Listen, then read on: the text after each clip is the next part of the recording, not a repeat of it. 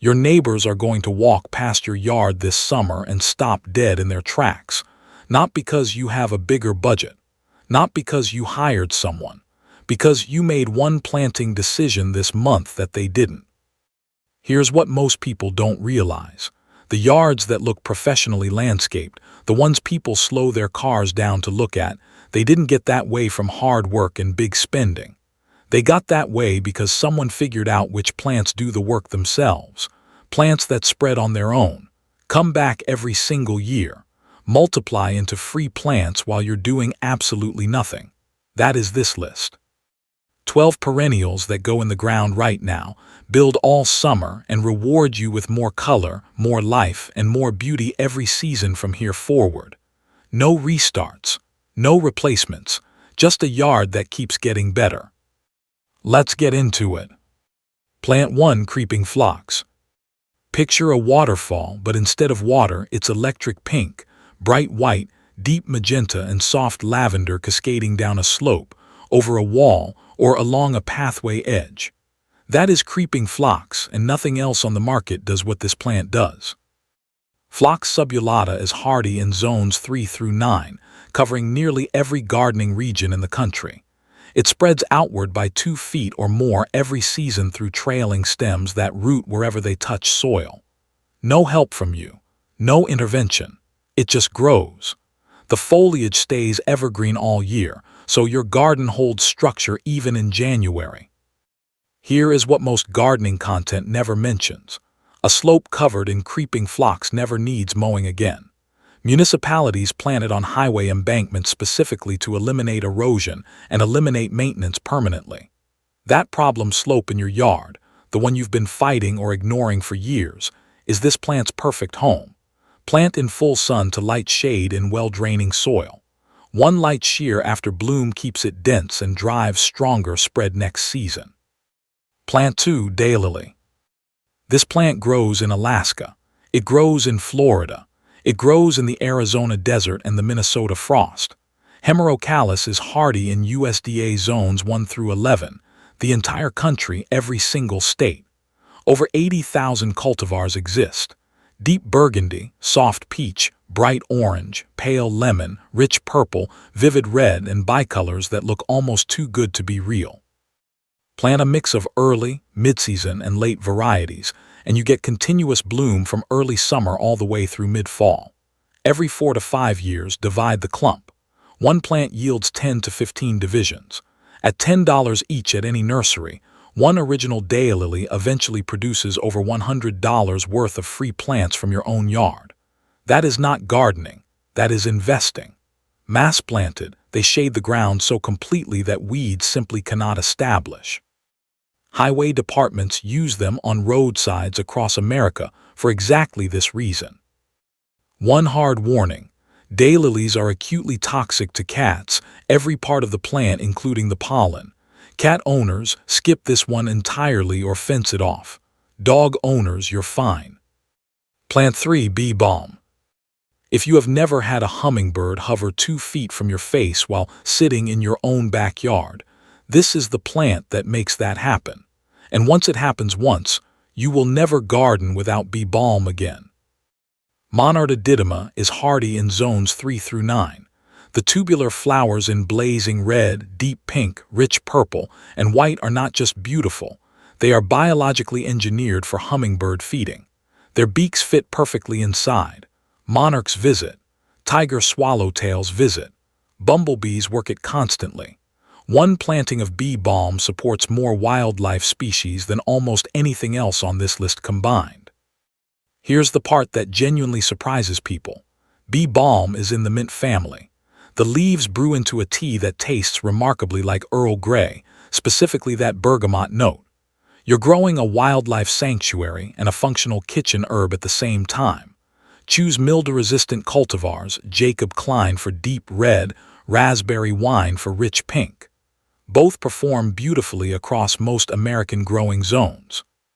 Plant 4. Black-eyed Susan. Black-eyed Susan grows wild along American roadsides from Maine to Texas. You have driven past it your entire life, and people still walk into garden centers every spring and pay $9, a pot for something nature, has been growing for free along every highway in this country for centuries. Rudbeckia fulgida goldsturm is hardy in zones 3 through 9. Golden yellow petals around a dark chocolate center that is almost black. The contrast is vivid and electric in a way that photographs genuinely cannot capture.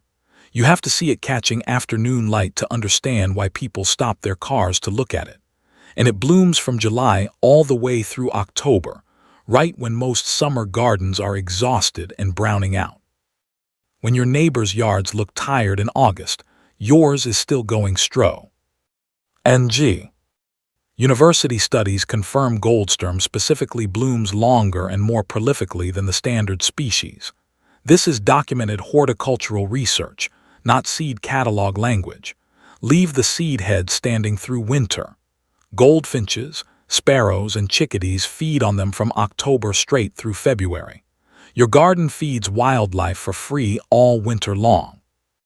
Plant 5 Yarrow. This plant grows in gravel. It grows in cracked, dry hardpan. It grows in places where you have already killed 3 other things and walked away in frustration. And then it blooms for 6 straight months without asking for a single thing in return. Achillea millefolium is hardy in zones 3 through 9. Flat-topped flower clusters in yellow, white, pink, coral, and deep red. The feathery, silvery green foliage is intensely aromatic, which is precisely why deer and rabbits walk right past it. Yarrow also releases natural compounds into surrounding soil that actively suppress weed germination around it. You are getting a built-in biological weed barrier from the root system itself. It goes further than that. Yarrow flowers attract parasitic wasps, lacewings, and hoverflies, insects that prey on aphids, whiteflies, and spider mites. While yarrow blooms in your garden, it is running a pest management program you never scheduled and never paid for. One critical note planted in your worst soil. Poor, dry, rocky, neglected soil makes it bloom harder and stand taller. Rich, amended soil makes it floppy and disappointing. Give it your worst spot, and it will give you its best performance. Plant 6 Catmint.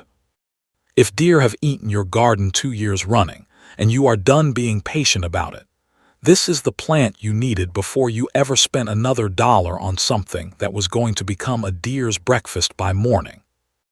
Nepeta exfocinae Walker's Low is hardy in zones 4 through 8. Lavender blue flowers over silvery aromatic foliage from late spring through midsummer. It mounds to about 2 feet and cascades naturally over pathway edges, border fronts, and low walls with zero training from you. Deer evaluate plants by scent before they ever taste them. Catmint's aromatic oils repel deer at the approach stage, before contact even happens. Unlike spray repellents that wash off in the first rain and need reapplying every few weeks, this plant is the repellent, always on, all season, year after year without a single reapplication.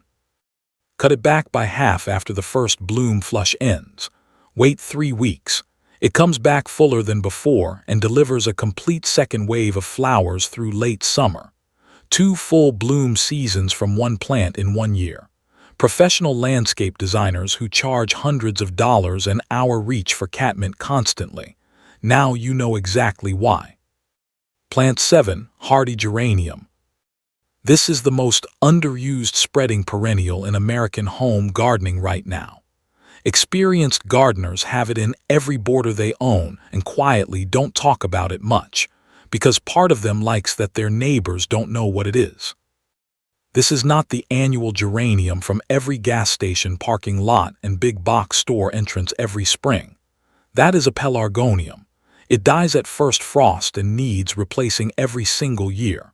Hardy geranium is a true perennial. It returns, it spreads, it divides into free plants. The value comparison is not even close, and yet most American gardeners keep buying the one that disappears every October. Geranium excantabrigens is hardy in zones 4 through 8. Biocovo offers soft white flowers with a delicate pink blush. Carmina delivers deeper rose pink. Low-mounding foliage stays attractive all season, then turns rich bronze red in fall. It handles dry shade under large established trees better than almost any other spreading perennial of comparable beauty you can buy in this country. That dark corner under your oak or maple that has swallowed every plant you've ever tried, this is your answer. Shear back hard after first bloom. One cut. Fresh foliage and a second flower flush return within weeks. Plant 8. Garden Phlox.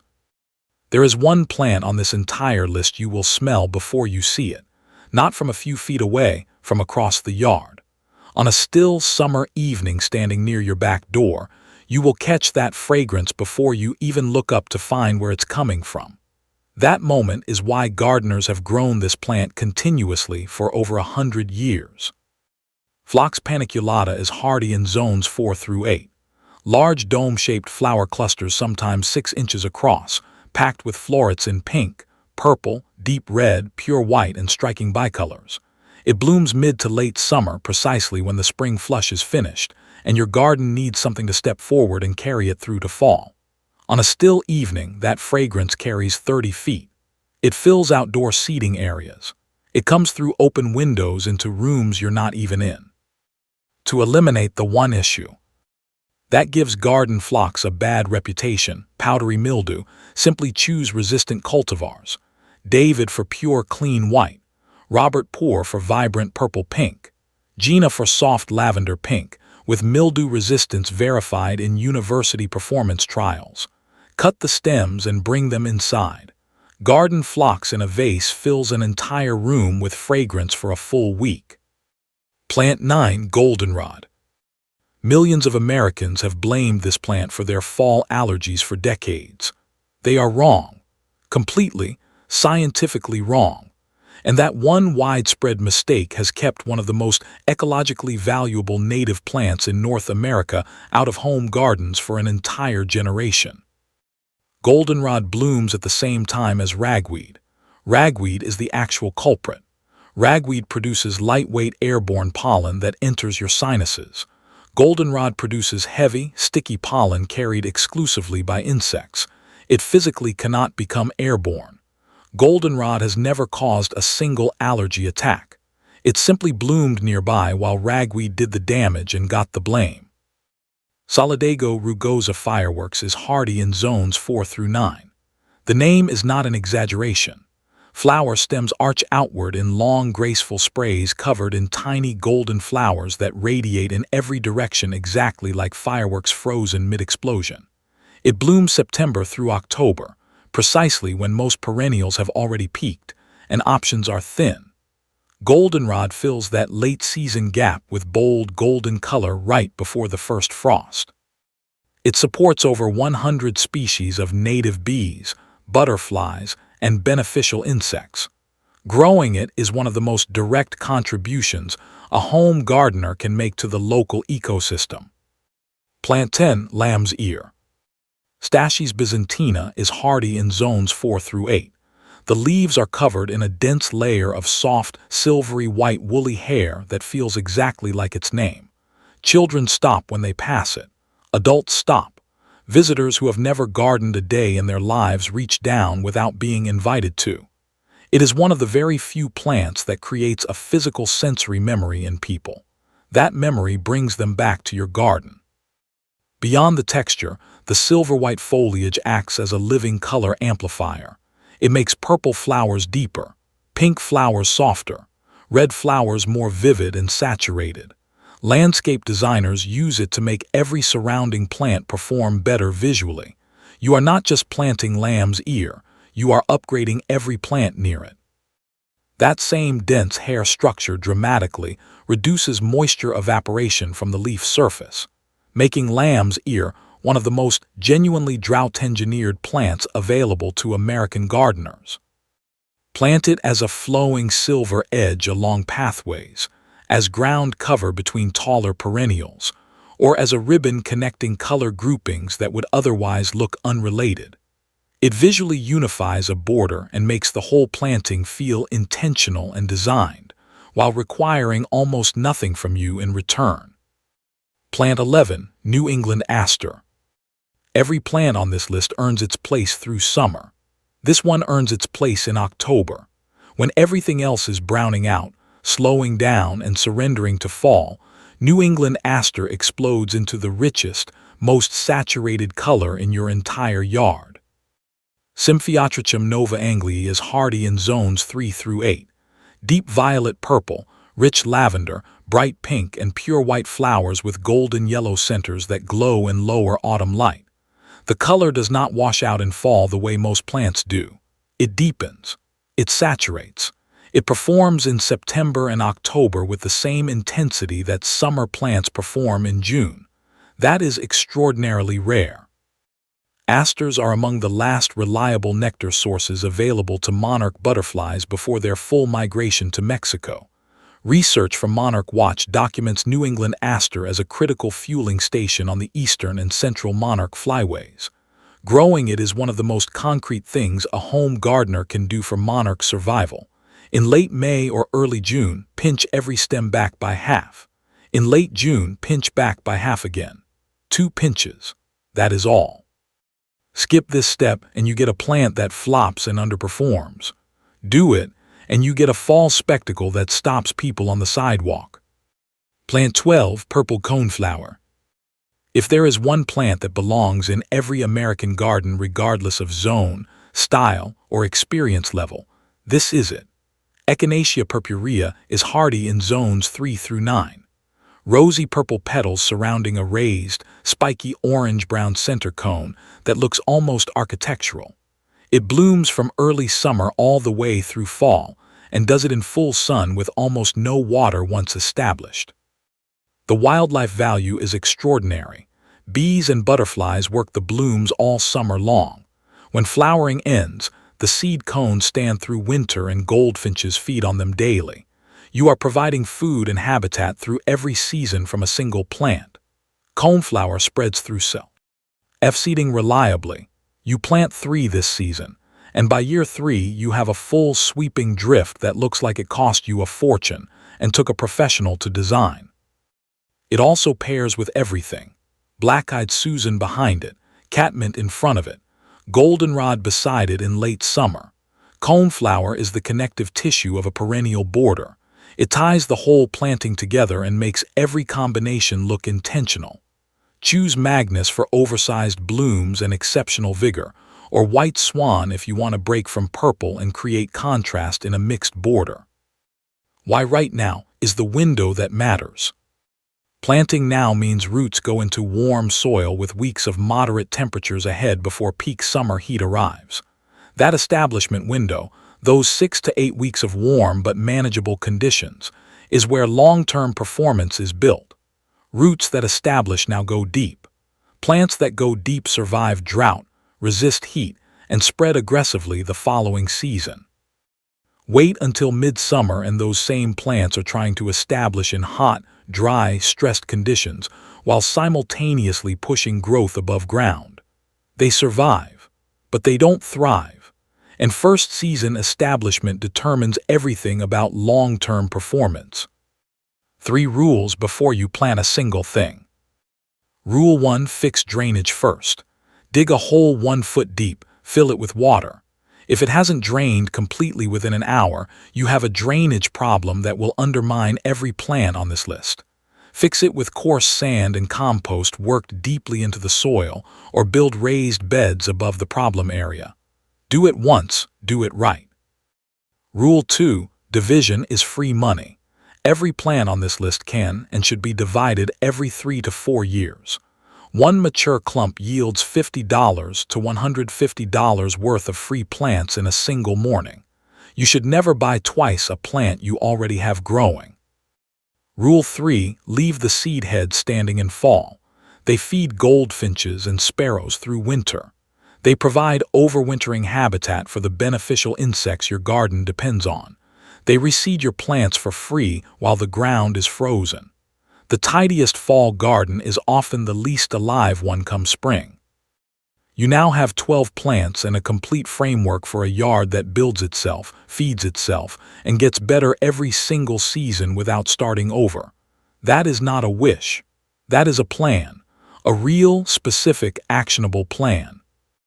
If this gave you even one plant worth putting in the ground, subscribe right now, because next week goes just as deep, and the week after that.